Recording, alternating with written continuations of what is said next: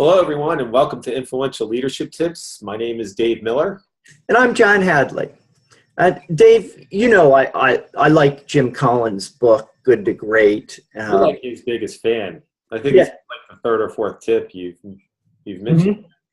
Well, I was going back to a theme I've talked about before in my head, and one of his core themes of what made these companies successful was that they focused on first getting the right people on the bus, then finding the right seats for them. Now, a lot of times we aren't always hiring everyone who works for us. We've inherited a group or we're moved into a new operation. So you haven't gotten the chance to focus on getting the right people on the bus. So you have a bus full of people, you just became the driver, right? Yeah.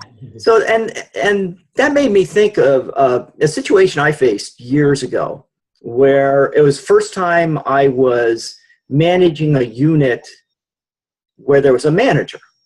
Before that, everyone I'd managed had been my direct reports.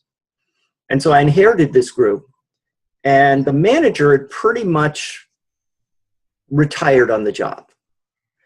The unit was very dysfunctional, disorganized.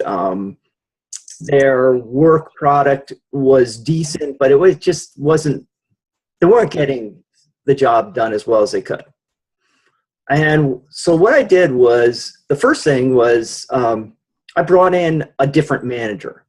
I found a new role for the old manager that could take advantage of his expertise without putting him in a management role. And the new manager was actually very good at kind of rehabilitating him and getting him excited about his new role.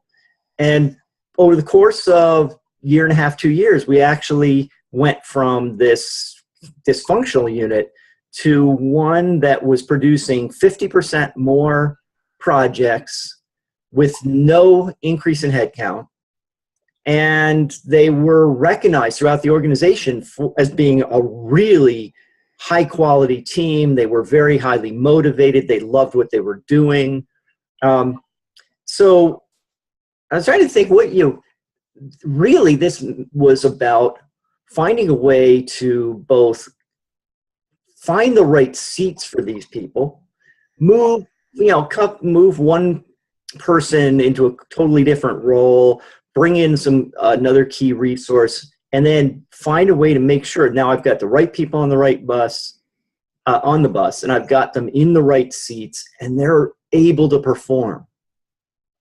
Yeah, there's a lot of power when you align someone's core nature with the nature of the job, right? So absolutely, and that was really the manager's problem.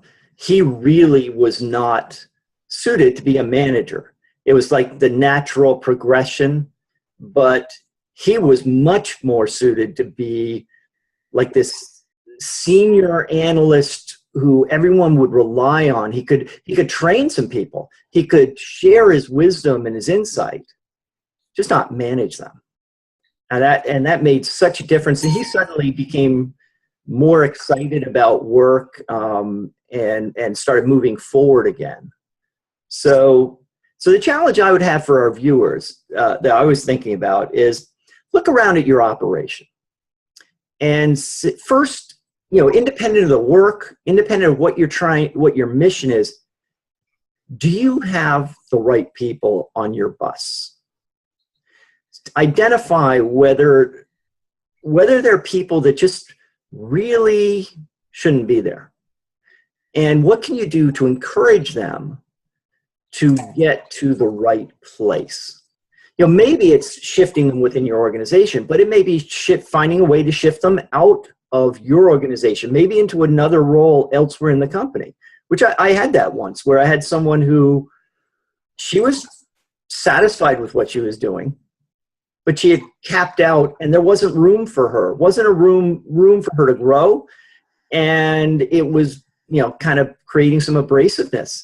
And I basically sat down with her and explained the situation. She found a new role in another operation in the company where she was really happy. She got a promotion going there, and our kind of organizational problem was solved. We were able to do the work that she was doing with other ways, and everything worked out for both parties. Yeah, that's great. And then the second thing is, okay, now you've looked at your group. You said, okay, I got the right people on the bus.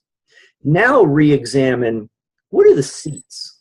What are the right seats that is going to take the most advantage of this group of people?